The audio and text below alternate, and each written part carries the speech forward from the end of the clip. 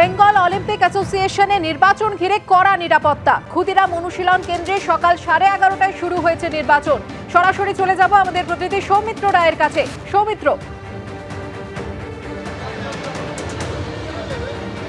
দেখো ইতিমধ্যেই ভোট শুরু হয়ে গেছে। তোমাকে জানিয়ে রাখি যে এই বিওএ ইলেকশনে আজকে 68 জন ভোটার রয়েছে। সেই 68 জন ভোটারের জন্য এখানে পুলিশের সংখ্যা প্রায় 250-র কাছাকাছি। কড়া নিরাপত্তায় মুড়ে ফেলা হয়েছে এই ক্ষুদিরাম অনুশীলন কেন্দ্র। আমার ক্যামেরা পার্সন শ্যামল জানা তোমাকে যে ছবি দেখাচ্ছে, তুমি দেখো এই ক্ষুদিরাম অনুশীলন কেন্দ্রে ঢোকার মুখেই পুলিশের তরফে ব্যারিকেড করে দেওয়া হয়েছে। ময়দান থানার পুলিশ আধিকারিকরা এখানে রয়েছেন। শুধুমাত্র ময়দান থানার পুলিশ আধিকারিকরা নয়, তোমাকে জানিয়ে রাখি অ্যাডিশনাল সিপি এখানে হাজির রয়েছেন, ডিসি সাউথ হাজির রয়েছেন, পাশাপাশি এসিপি পদমর্যাদার 3 জন অফিসার রয়েছেন, অন্যান্য ডিসি পদমর্যাদার অফিসাররা রয়েছেন। সব মিলিয়ে 250 জন পুলিশ অফিসার এখানে রয়েছেন। এখানে ভোটারদের সংখ্যা মাত্র 68। যেটা জানতে পারা যাচ্ছে ইতিমধ্যেই 24 জন তাদের ভোট দিয়ে দিয়েছে। কিছুক্ষণ আগেই মন্ত্রী সুজিত বসু এখানে ভোট দিয়ে গেছেন, তিনিও এখানের ভোটার। সব মিলিয়ে আজকে 3টে পর্যন্ত এই ভোট গ্রহণ চলবে। তারপর আজকেই ভোটের কাউন্টিং হবে এবং আজকেই ভোটের নির্বাচন জানতে পারা যাবে যে কে বিওএতে শাসক গোষ্ঠীর ক্ষমতা থাকবে নাকি না বিরোধী গোষ্ঠী ক্ষমতা আসবে। সেটা আর কিছুক্ষণের মধ্যেই আজকেই জানতে পারা যাবে। সুকর্ণা, ধন্যবাদ সৌমিত্র। গন্ধ হলে সেই জায়গায় মোকাবিলা করবো। আপনি কি পাচ্ছেন যে দেখুন হচ্ছে, অনেক কিছুই হচ্ছে। আমি 2012 সালে আমার দাদা অজিত ব্যানার্জি, আমি তাকে নিয়ে এসেছিলাম বেঙ্গল অলিম্পিক অ্যাসোসিয়েশনে। অজিত বন্দ্যোপাধ্যায় হঠাৎ করে আপনার সঙ্গে এরকম বিমাতৃসুলভ আচরণ কেন? শুধু হঠাৎ না, এটা বিগত বছর ধরেই এটা চলছে। হ্যাঁ, কেন? মানে আমি পড়তে এগিয়ে যাচ্ছি সেই জন্য। সেটা কি আপনার দাদার হিংসা হচ্ছে? 100% হিংসা হচ্ছে। এই সংক্রান্ত পেছনে সেই অজিত ব্যানার্জি আছে। মুখ্যমন্ত্রী অ্যাকচুয়ালি ক্রীড়া দপ্তরকে বলেছিল, ক্রীড়া দপ্তর সেটা ছাড়া দেয়নি। মানে অনুদানের ক্ষেত্রে? হ্যাঁ, এই ইলেকশনের আগে বেঙ্গল অলিম্পিকের কিছু লোক ওখানে গিয়ে উপস্থিত ছিল। সেটা আমার কাছে খবর আছে। বিশ্বরূপ দে থেকে শুরু করে অজিত ব্যানার্জি থেকে শুরু করে অনেকেই ছিল। বিজয়গড়ে ক্রীড়ামন্ত্রী সবাইকে ডেকেছিল। তো বিজয়গড়ে ক্রীড়ামন্ত্রী সবাইকে ডাকার কি জায়গা? আমি যখন মাঠে আসি তখন ওর জন্ম হয়নি। আমি ইলেকশন প্রসেসটা ভালো সুন্দরভাবে করতে পারবো, তার জন্য যা যা করণীয় আমি সব করব। সেটা আমি অ্যাজ এ ইলেকশন কমিশনার আমার যতটুকু দায়িত্ব আছে পালন করব।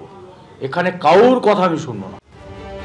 বেঙ্গল অলিম্পিক অ্যাসোসিয়েশনের নির্বাচনকে ঘিরে এবার সামনে চলে এলো দুই গোষ্ঠীর দ্বন্দ্ব।